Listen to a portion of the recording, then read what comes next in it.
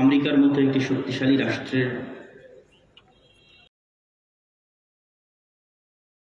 সবচেয়ে উন্নত শহরগুলোর একটি গত 10 দিন যাবৎ ভয়ঙ্কর ভয়াবহ আগুনের দাবানলে চলছে এবং পৃথিবীর সকল উন্নত প্রযুক্তি যা ফায়ার সার্ভিসের জগতে থাকা সম্ভব তার সবকিছু ব্যবহার করার পরেও সেটিকে কন্ট্রোল করা যাচ্ছে না।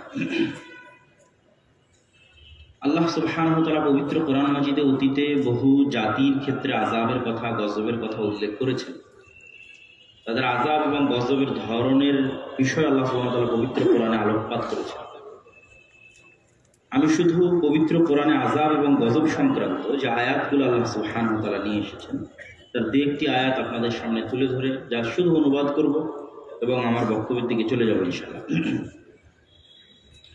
মহান আল্লাহ সুবহানাহু ওয়া তাআলা বলেন, ওয়া কাআইয়্যিম মিন ক্বরিয়াতিন আতাত আন আমরি রাব্বিহা, এরকম কত শহর, কত গ্রাম, কত এলাকাবাসী আল্লাহর আনুগত্য অস্বীকার করেছে, ওয়া রাসূলিহি, এবং আল্লাহর রাসূলের আনুগত্য অস্বীকার করেছে।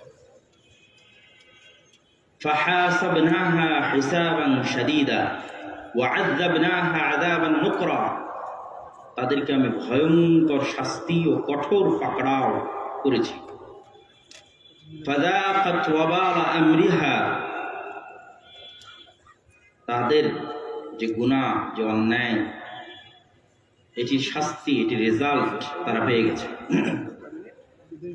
আর এক আয়াতে আল্লাহ সুবহানাহু ওয়া তাআলা বলেন, ওয়া কাম আহলাকনা মিন ক্বরিয়াতিন, এরকম কত শহর, কত এলাকা, কত গ্রামকে আমি আল্লাহ ধ্বংস করে দিয়েছি। বাতিরাত মাঈশাতাহা, যাদের উন্নত লাইফস্টাইল তাদেরকে অহংকারী করে তুলেছে। মাঈশা, জীবনযাপনের স্টাইল, জীবনযাপনের ধরন, সভ্যতা, যাদের উন্নত সভ্যতা, উন্নত লাইফস্টাইল তাদেরকে অহংকারী করে তুলেছিল, তাদেরকে এমনভাবে ধ্বংস করেছি। ফাতিলকা মাসাকিনুহুম লাম তুসকান মিন বা'দিহিম ইল্লা কালিলা, তাদের যে থাকার জায়গাগুলো, উন্নত বসবাসের জায়গাগুলো, ভিআইপি প্লেসগুলো, যেমন ঢাকার মধ্যে যদি আমরা ধরি গুলশান, বনানী, ধানমন্ডি, উত্তরা, ঠিক আমেরিকার মধ্যে যদি আমরা ধরি লস অ্যাঞ্জেলস, পৃথিবীর মধ্যে যদি ধরি দুবাই, তো আল্লাহ বলতেছেন এরকম উন্নত শহরে, এইরকম উন্নত প্রযুক্তির, উন্নত লাইফ স্টাইলের বহু শহরকে আমি আল্লাহ পূর্বে ধ্বংস করে দিয়েছি। কেমনভাবে ধ্বংস করেছি জানো? ধ্বংস করার পর সেখানে আর বসবাস করার উপযোগী থাকেনি, মানুষ আর বসবাসই করতে পারে। যেখানে গুলশান, বনানী, উত্তরাতে একটা ফ্ল্যাট কেনার জন্য মানুষ পাগল হয়ে থাকে, দুবাইয়ে একটা বাড়ি ক্রয়ের জন্য পাগল হয়ে থাকে, লস অ্যাঞ্জেলসে একটা ফ্ল্যাট এবং বাড়ির জন্য পাগল হয়ে থাকে, তো এরকম বহু শহরকে আমি অতীতে এমনভাবে ধ্বংস করেছি যে এই সমস্ত ভ্যালুয়েবল ভিআইপি প্লেসগুলো আর বসবাসের উপযোগী থাকে না। আল্লাহ সুবহানাহু ওয়া তাআলা বলছেন যে আল্লাহ অতীতে এরকম করেছেন। ওয়া কাম মিন ক্বরিয়াতিন আহলাকনাহা ফাজাআহা বা'সুনা বায়াতান, আমি কত শহর এভাবে ধ্বংস করেছি যখন ওই শহরবাসী নিশ্চিন্ত মনে ঘুমন্ত ছিল অথবা দুশ্চিন্তা মুক্ত অবস্থায় দুপুরের পর বিশ্রাম নিচ্ছিল।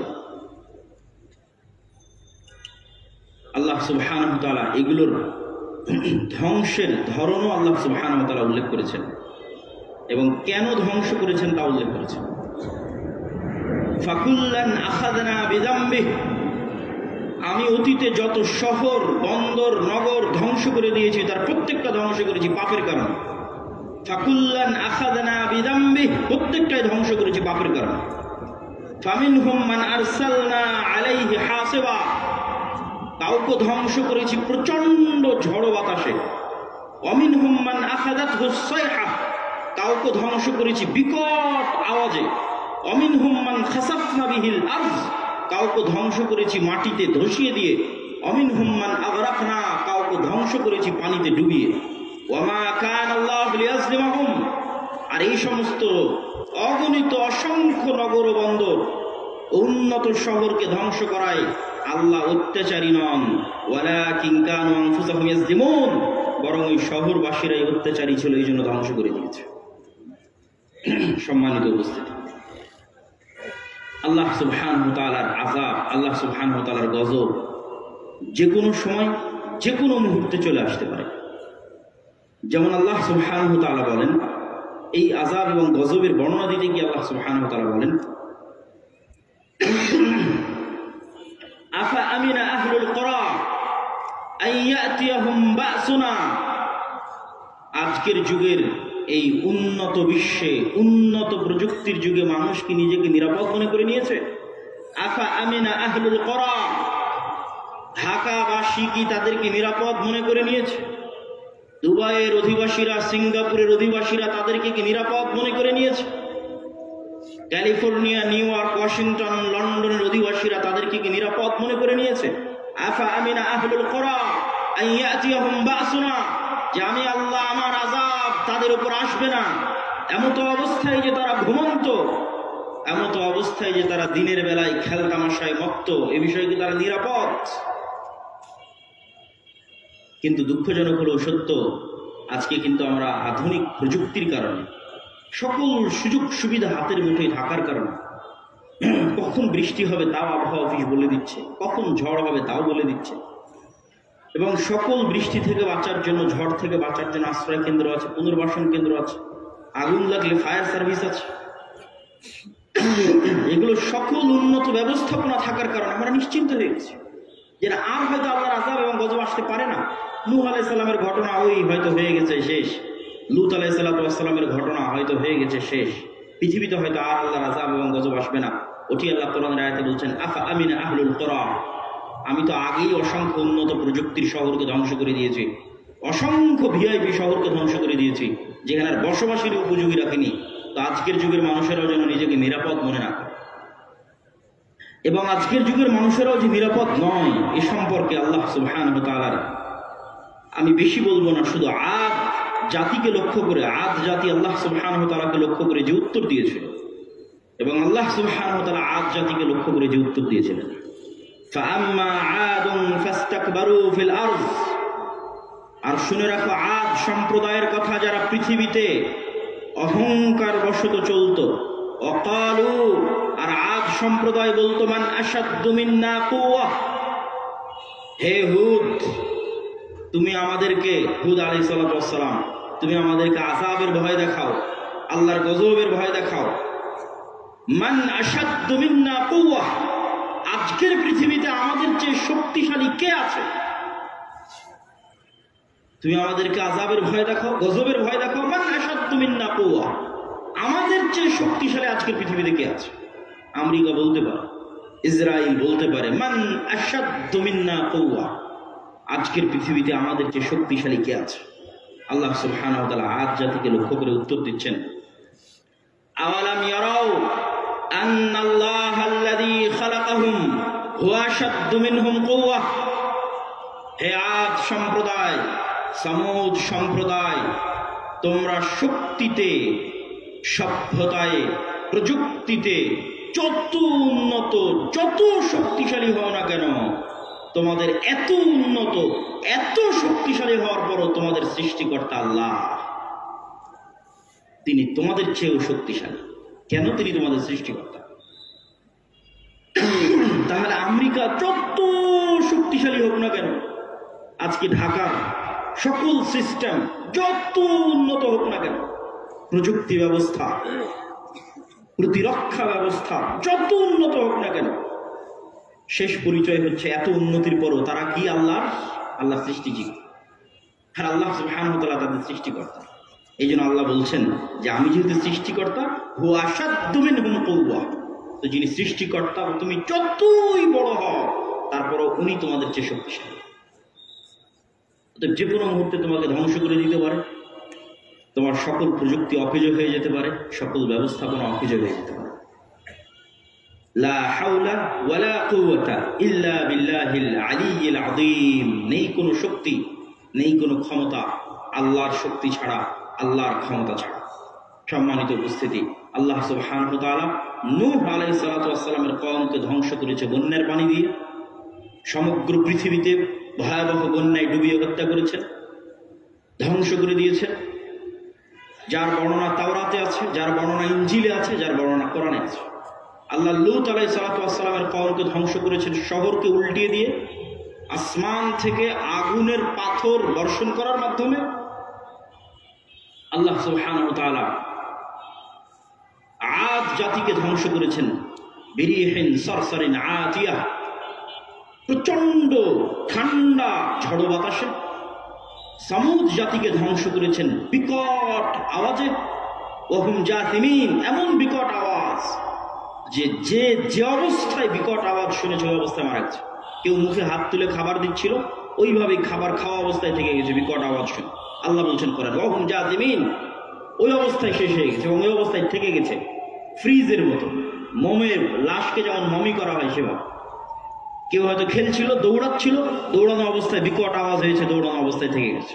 ওহুম জাসিমিন, লা তাতাহাররাকুল আজসাদ, যে যে অবস্থায় ছিল ওই অবস্থায় শেষ হয়ে গেছে।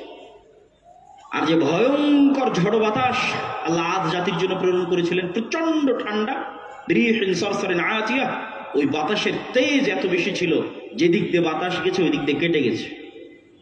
শক্তিশালী প্রকাণ্ড খেজুর গাছ হলে ওই খেজুর গাছ কেটে চলে গেছে। আর ফেরাউনকে আল্লাহ সুবহানাহু ওয়া তাআলা পানিতে ডুবিয়েছে, আর কারুনকে আল্লাহ সুবহানাহু ওয়া তাআলা মাটিতে ধসিয়েছে। তো একই মূলনীতি, একই স্টাইলে আল্লাহ বারবার ধ্বংস করেনি। ঠিক যেমন লস অ্যাঞ্জেলসের যে আগুন, এই আগুনের ভিত্তিতে আল্লাহ অতীতে কোনো কওমকে ধ্বংস করেনি, কিন্তু এখন করছে। তো কোরআন প্রমাণ করে যে আল্লাহ সুবহানাহু ওয়া তাআলা এক এক সময় এক একভাবে আযাব এবং গজব দিয়ে থাকে। আর আজকে পৃথিবীর মানুষ আযাব এবং গজবের হকদার। শুধুমাত্র ফিলিস্তিনের গাজায় যে ৪৫ থেকে ৫০ হাজার নিরপরাধ, অসহায়, বাস্তুহীন, যাদের কাছে কোনো শক্তি নাই, যাদের কাছে কোনো অস্ত্র নাই, যাদের কোনো আশ্রয়দাতা নাই, এই সমস্ত আশ্রয়হীন, এই সমস্ত অস্ত্রবিহীন নিরীহ মানুষকে সারা পৃথিবীর মানুষের সামনে হত্যা করা হয়েছে। TikTok, YouTube, Twitter, Facebook, Instagram, সকল সংবাদ মাধ্যম, লাইভ টিভি ব্রডকাস্টিং, এগুলো সব কিছুর সামনে, পৃথিবীর সকল দেশের রাষ্ট্রনেতাদের চোখের সামনে, পৃথিবীর সকল মানুষের চোখের সামনে লাইভ হত্যা করা হয়েছে। অতএব শুধু লস অ্যাঞ্জেলস নয়, সারা পৃথিবীও যদি আগুনে জ্বলে যায় তো সারা পৃথিবী আগুনে জ্বলে যাওয়ার হকদার, কেননা তারা সামর্থ্য থাকার পরও গাজার মানুষদের বাঁচাতে যায়, তারা শক্তি থাকার পরও ইসরায়েলকে থামাতে যায়। সম্মানিত উপস্থিতি, অতএব আযাব এবং এই গজব থেকে আমাদের শিক্ষা নিতে হবে। যে কোনো মুহূর্তে আমরা আযাব এবং গজবের শিকার হতে পারি। আল্লাহ কোরআনে এগুলো বলেছেন, যার সামারি এবং সারমর্ম আমি আপনাদের সামনে তুলে ধরলাম। এবার আমার বক্তব্যের মূল বিষয়ে প্রবেশ করি। আমার বক্তব্যের যে মূল বিষয়, এই বিষয়ে আমি গত বহু বক্তব্যে আলোচনা করেছি। ইসলামের রাষ্ট্র ক্ষমতার ব্র্যান্ডিং কি? আপনারা প্রত্যেকটা কোম্পানির খুব ভালোভাবে ব্র্যান্ডিং জানেন, যে ব্র্যান্ডিংয়ে ডিটেইলস থাকে না, ব্র্যান্ডিংয়ের ছোটোখাটো কোনো একটা বিষয়কে ব্র্যান্ডিং হিসেবে ইউজ করা হয়, বাকি সবগুলো তো কমনই থাকে। মোটরসাইকেল সবই কমন, তারপরে এক এক কোম্পানির এক এক মোটরসাইকেল নির্দিষ্ট কিছু ফিচারের কারণে ব্র্যান্ডিং। কোনোটা হয়তো অল্প তেলে বেশি মাইলেজ আছে, কোনোটা হয়তো স্পিড লিমিট বেশি, এরকম ছোট ছোট বিষয় নিয়ে ব্র্যান্ডিং হয়। তো ইসলামের রাষ্ট্র ক্ষমতার ব্র্যান্ডিং, রাসূলুল্লাহ সাল্লাল্লাহু আলাইহি ওয়াসাল্লাম বলছেন, লা তাকুমুস সাআহ হাত্তা ইয়ানজিলা ঈসা ইবনে মারইয়াম, ততক্ষণ পর্যন্ত কিয়ামত সংঘটিত হবে না যতক্ষণ না মারিয়ামের সন্তান ঈসা পৃথিবীতে নেমে না আসে। ওয়ায়াকসিরুস সালিব, এবং ক্রুশকে ভেঙে না দেয়। ওয়ায়াকতুলুল খিনজির, এবং শুকুরকে হারাম ঘোষণা না করে। মারিয়ামের সন্তান ঈসা পৃথিবীতে নেমে আসবে, ক্রুশকে ভেঙে দিবে, শুকুরকে হারাম ঘোষণা করবে, 3 নাম্বার। আর সমগ্র পৃথিবীতে হাকামান মুকসিতা, ন্যায় বিচার প্রতিষ্ঠা করব। ঈসা আলাইহিস সালাম যে রাষ্ট্র প্রতিষ্ঠা করবেন এটা ইসলামী রাষ্ট্র না অন ইসলামী রাষ্ট্র? ইসলামী রাষ্ট্র, অবশ্যই ইসলামী খেলাফা। তো ওই ইসলামী রাষ্ট্রের ব্র্যান্ডিং করছেন আল্লাহর নবী একটা ছোট্ট বাক্যে, হাকামান মুকসিতা। সমগ্র পৃথিবীতে ঈসা আলাইহিস সালাম কি প্রতিষ্ঠা করবেন? ন্যায় বিচার।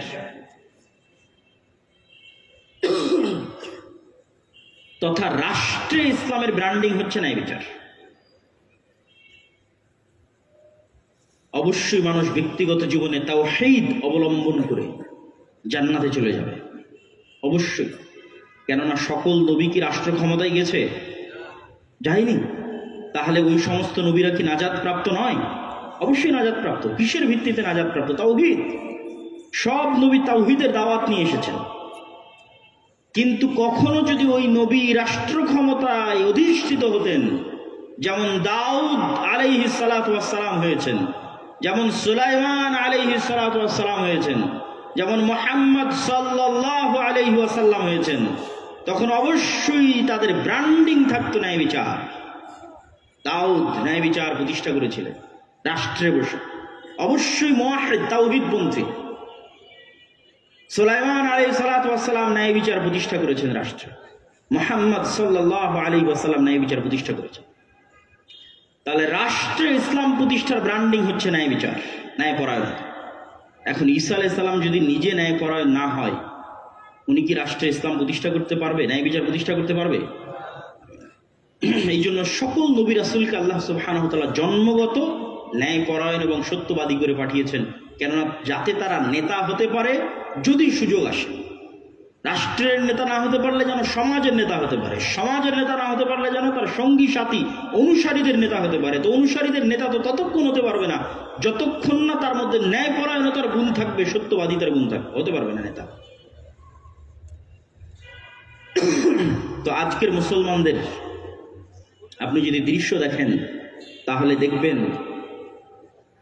যে ন্যায়পরায়ণতা এবং সত্যবাদিতায় সামগ্রিকভাবে মুসলমানদের যে চারিত্রিক অধপতন, তা তৎকালীন আরব মক্কার মুশরিকদের চাইতেও বেশি অধপতন। আবু সুফিয়ান রাদিয়াল্লাহু তাআলা আনহু তখন তিনি কাফের মুশরিকদের সর্দার। হুদাইবিয়ার সন্ধির পর ব্যবসায়িক কাজে গেছেন সিরিয়ায়। বাদশাহ হিরাক্লিয়াস ডেকে পাঠিয়েছেন। কেন? বাদশাহ হিরাক্লিয়াসের কাছে চিঠি পৌঁছেছে আল্লাহর নবীর। তো কাফের মুশরিকদের সর্দার আবু সুফিয়ানকে জিজ্ঞেস করা হচ্ছে তার চিরশত্রু মুহাম্মদ সাল্লাল্লাহু আলাইহি ওয়াসাল্লাম সম্পর্কে, যেই মুহাম্মদ সাল্লাল্লাহু আলাইহি ওয়াসাল্লামের মদিনা নগরী সে অল্প কিছুদিন পূর্বে ঘেরাও করে রেখেছিল 10,000 সেনাবাহিনী নিয়ে 1 মাস যাবত, মদিনাকে মাটির সাথে মিশিয়ে দেওয়ার জন্য, মুহাম্মদ সাল্লাল্লাহু আলাইহি ওয়াসাল্লামকে হত্যা করার জন্য। সেই আবু সুফিয়ানকে জিজ্ঞেস করা হচ্ছে তার চিরশত্রু সম্পর্কে। এমন জায়গায় জিজ্ঞেস করা হচ্ছে যেখানে কোনো ক্যামেরা নাই, মোবাইল নাই, রেকর্ডার নাই, লাইভ নাই, কিচ্ছু নাই, আজ থেকে 1500 বছর আগে। কিন্তু আবু সুফিয়ান রাদিয়াল্লাহু তাআলা আনহু মিথ্যা বলেননি, কাফের অবস্থায় মিথ্যা বলেন। কেননা উনি ফিল করতেছিলেন যে ওনার পার্সোনালিটির লেভেল যে পরিমাণ হাই, উনি মুশরিক হতে পারেন কিন্তু ওনার ব্যক্তিত্ব, পার্সোনালিটি, শাখসিয়া এমন উঁচু পর্যায়ের যে ওখান থেকে নিচে নেমে মিথ্যা বলবেন এটা ওনার দ্বারা সম্ভব হয়। আর আজকে আপনি বাংলাদেশে এক রাজনৈতিক দলকে আর এক রাজনৈতিক দল সম্পর্কে জিজ্ঞেস করবেন, যা বলবে সব মিথ্যা। কেননা এই গণতান্ত্রিক রাজনীতিটা টিকে আছে কিসের উপর? মিথ্যার উপর। মিথ্যার চর্চা ছাড়া গণতান্ত্রিক রাজনীতি সম্ভব না। তাহলে পুরো মুসলিম জাতিকে মিথ্যুক বানানো হচ্ছে গণতন্ত্রের নামে, মুসলমানদের নেতাদেরকে মিথ্যুক বানানো হচ্ছে গণতন্ত্রের নামে। আর মিথ্যুক কখনো নেতা হতে পারে না, মানে ওই মিথ্যুককে দিয়ে কখনো ন্যায় বিচার প্রতিষ্ঠা সম্ভব নয়। আর দু একটা ব্যক্তিগত জীবনের আমি উদাহরণ দিই। এখানে কত মানুষ বসে আছে, আপনার আশেপাশে পাড়া প্রতিবেশীর দিকে খেয়াল করবেন, নিজের দিকে খেয়াল করবেন। বাবার সম্পত্তিতে, দাদার সম্পত্তিতে ফুফুকে, বোনকে ন্যায়ের সাথে হিস্সা বুঝিয়ে দিয়েছে কি মুসলমানেরা? কয়জন? কেউ দেয়নি। বোনকে বলে রেখেছে যে আমার কাছে থাকলো, তুমি মাঝে মধ্যে আমাদের বাড়িতে বেড়ায় যাও। জমিটা যদি বুঝিয়ে নেয় তাহলে বোনকে আর বাড়িতে আসতে দেবে না। কালচার তৈরি করে রেখেছে, অপসংস্কৃতি। আবার কেউ কি করেছে, হ্যাঁ ঠিক আছে বোনকে দিয়েছে, কিন্তু যেটা একদম বিলে সেটা বোনকে দিয়েছে, আর যেটা গুলশানে উত্তরায় ওটা নিজে নিয়েছে। তো আপনি কি মনে করেন এটি ন্যায় হয়েছে না অন্যায় হয়েছে? অন্যায় হয়েছে। তাহলে এই ব্যক্তি যে তার বোনের প্রতি ন্যায় করতে পারেনি, তাকে যদি রাষ্ট্র ক্ষমতা দেওয়া হয়, তাহলে গত 16 বছর যা দুর্নীতি হয়েছে তার চেয়ে বেশি দুর্নীতি করবে। আজকে বোনের কাছে পেয়েছে, বোনের কাছে করে নিয়েছে, কাল রাষ্ট্র ক্ষমতায় গেলে সবার কাছে করবে। ফেসবুকে, ইউটিউবে সবাই গালি দিতে পারতেছে বিভিন্ন জনকে, অমুক দুর্নীতিবাজ এত টাকা পাচার করেছে, কিন্তু সে বাস্তব জীবনে কতটা ন্যায় পড়ায়। যৌতুকের ভিত্তিতে বিবাহ অন্যায়, কিন্তু গ্রাম অঞ্চলে যান, যৌতুক কালচার। অথচ যৌতুক মেয়ের পিতা এবং মেয়ের প্রতি অন্যায়, আর এই অন্যায় সামিল হচ্ছে পুরো গ্রাম। হাজি, নামাজি, দানবীর সবাই সামিল হচ্ছে। তো তাদেরকে যদি আপনি রাষ্ট্র ক্ষমতা দেন, তো যে মেয়ের কাছে যৌতুক নিতে পারে সে রাষ্ট্র ক্ষমতা পেলে সারা দেশের সব সম্পদ লুটে খাবে। তাহলে সে কি রাষ্ট্রের ন্যায় বিচার প্রতিষ্ঠা করতে পারবে? পারবে না। তাহলে সে যদি রাষ্ট্রের ন্যায় বিচার প্রতিষ্ঠার যোগ্য না হয়, আল্লাহ তাকে রাষ্ট্র ক্ষমতা দিবে? দিবে না। এই জন্য মুসলমানেরা রাষ্ট্র ক্ষমতা থেকে দূরে। আমি ইউরোপে গেছি, ইংল্যান্ডে গেছি, মুসলমানেরা কি পরিমাণ মিথ্যা বলে সেটা আমি সেখানে দেখে এসেছি। বাংলাদেশেও দেখছি এখনো মুসলমানে তো বলেই, ইউরোপ, ইংল্যান্ড, আমেরিকায় খ্রিস্টান এবং ইহুদিদের সাথে মুসলমানেরা মিথ্যা বলে দেধারসে 2টা টাকা বেশি পাওয়ার জন্য। মিথ্যা বলে, অথচ সে বলতে আমি লা ইলাহা ইল্লাল্লাহ পাঠ করে, আমি মুসলমান, নামাজ পড়ি, দান করি, কিন্তু পুরো জীবনটা মিথ্যার উপর। এই গত ভোটের সময় দেখলাম রূপগঞ্জে যত এমপি প্রার্থী আছে সবার থেকে মানুষ টাকা নিয়েছে, আর সবাইকে বলেছে ওকে ভোট দেবে। তার মানে পুরো একটা জাতি মিথ্যুক, পুরো একটা জাতি দুর্নীতিগ্রস্ত, দুর্নীতিবাজ। এই জন্য আমার লজ্জা হয়, আমার অপমান হয় যখন ভিডিওতে দেখি যে কেউ বলে যে আমি প্রশ্ন ফাঁসের টাকা আল্লাহর রাস্তায় দান করেছি। তখন আমার কাছে কষ্ট লাগে যে আমরা মানুষকে ইসলাম বুঝাতে পারিনি। মানুষকে ইসলাম বুঝালাম যে মানুষ প্রশ্ন ফাঁসের টাকা আল্লাহর রাস্তায় দান করার কথা গর্বের সাথে বলছে। কি ইসলাম বুঝালাম মানুষকে? রাসূলুল্লাহ সাল্লাল্লাহু আলাইহি ওয়াসাল্লাম বলেন, 3টে বৈশিষ্ট্য যদি কারো মধ্যে থাকে, মুনাফিকান খালিসা, স্পষ্ট মুনাফিক, ইদা হাদ্দাসা কাযাবা, কথা বললে মিথ্যা বলে, ওয়াদা করলে ভঙ্গ করে, দায়িত্ব প্রাপ্ত হলে আমানতের খেয়ানত করে। এগুলো সব দায়িত্ব। এখনই জামশেদ ভাই বলছিলেন মিডিয়ার কথা, যে মিডিয়ার লোকেরা এক এক বক্তার সাথে আর এক বক্তার ছবি জুড়ে দিয়ে যে থাম্বনেল দেয়, এইটা আমানতের খেয়ানত, মুনাফিক। তো সবাই 2টা টাকা বেশির জন্য নিজ নিজ দায়িত্বের সাথে খেয়ানত করতে হয়। সবাই বলছে আমরা মুসলমান, সবাই বলছে আমরা নামাজি, সবাই বলছে আমরা হাজি, কিন্তু মুনাফিকের নামাজ দিয়ে, মুনাফিকের হজ দিয়ে, মুনাফিকের দান দিয়ে, মুনাফিকের যাকাত দিয়ে কখনো গোলামি থেকে মুক্তি হবে না। গোলামি থেকে মুক্তি পেতে চাইলে রাসূল সাল্লাল্লাহু আলাইহি ওয়াসাল্লামের মতো সালাত, আবু বকর ওমরের মতো সালাত, তাদের মতো সিয়াম, তাদের মতো হজ, তাদের মতো যাকাত লাগবে। আবু বকর ওমর যখন সালাতে দাঁড়াতেন, শতভাগ সত্যবাদী অবস্থায়, শতভাগ ন্যায় পরায়ণ অবস্থায় সালাতে দাঁড়াতেন, যেটা 100% নিষ্কলুষ নির্ভেজাল সালাত, যেই সালাতের প্রভাব পড়তো পারস্য রোমান সাম্রাজ্যের বাদশাদের সিংহাসন পর্যন্ত ওই সালাতের প্রভাব পৌঁছে যেত, ব্যক্তিত্বের প্রভাবের কারণে। সম্মানিত উপস্থিতি, এই কথার সাথে আর 2-1টি কথা যুক্ত করে, যে মানুষ গোলাম কেন আমরা, রাসূলুল্লাহ সাল্লাল্লাহু আলাইহি ওয়াসাল্লামের আরেকটা হাদিস শোনেন। আল্লাহ নবী বলছেন, আল্লাহুম্মা ইন্নী আউযু বিকা মিনাল মা'সামি ওয়াল মাগরাম, হে আল্লাহ পাপ থেকে মুক্তি চাই, ঋণের বোঝা থেকে মুক্তি চাই। আরেক দোয়ায় আল্লাহ নবী বলছেন, আল্লাহুম্মা ইন্নী আউযু বিকা মিনাল হাম্মি ওয়াল হুজনি, হে আল্লাহ দুশ্চিন্তা থেকে মুক্তি চাই। বলতে বলতে বলছেন ওয়া গালাবাতিদ দাইন, ঋণের বোঝা থেকে মুক্তি চাই। আল্লাহ নবীকে জিজ্ঞেস করা হলো, কেন আপনি এত ঋণ থেকে মুক্তি পেতে চান? রাসূলুল্লাহ সাল্লাল্লাহু আলাইহি সাল্লাম বলেন, ইজাস্তাদানা রাজুল, মানুষ যখন লোন নেওয়া শুরু করে মিথ্যা বলা শুরু করে। আবারও বলছি, আল্লাহর নবী বলছেন, মানুষ যখন লোন নেওয়া শুরু করে তখন কি বলা শুরু করে? মিথ্যা বলা শুরু করে। আর মিথ্যা বললে নেতা হওয়া যায় না গোলাম হতে হয়? গোলাম হতে হয়। আর দেখবেন পুরো বাংলাদেশের অলিতে গলিতে সব জায়গায় কিস্তিতে লোনে ভরপুর। লোন ছাড়া কোনো ক্যাশ মানি যেন পৃথিবীতে না থাকে সেটার ব্যবস্থাপনা হচ্ছে। বাংলাদেশে তাও লোন মুক্ত জীবনযাপন করার চেষ্টা করলে করা যায়, ইউরোপ আমেরিকায় সেটিও সম্ভব নয়। আপনার ক্রেডিট কার্ড না থাকলে আপনাকে কেউ বাসায় দেবে না। সম্মানিত উপস্থিতি, এটি দ্বারা কি বুঝালাম? যে আল্লাহর নবীও বুঝতেছেন যে মিথ্যা বললে মানুষ গোলাম হয়, আত্মমর্যাদা নষ্ট হয়, আত্মসম্মান নষ্ট হয়। এই জন্য মিথ্যা থেকে বাঁচতে লোন থেকে বাঁচতে চাচ্ছেন। কত সুদূর প্রসারী তার চিন্তাধারা। উনি লোনের ধারে কাছে যাবেন না যেন মিথ্যা না বলা লাগে। মিথ্যা বললে তো আর আত্মমর্যাদা, আত্মসম্মান, পার্সোনালিটি, ব্যক্তিত্ব সব শেষ। আর আমাদের সমাজে লোন নিয়ে পরিবারের মালিক তো মিথ্যা বলছেই, পরিবারের সন্তান, পরিবারের স্ত্রী সবাই মিথ্যা বলছে। পুরো একটা পরিবার মিথ্যার উপর গড়ে উঠতেছে, অন্যায়ের উপর গড়ে উঠতেছে। সম্মানিত উপস্থিতি,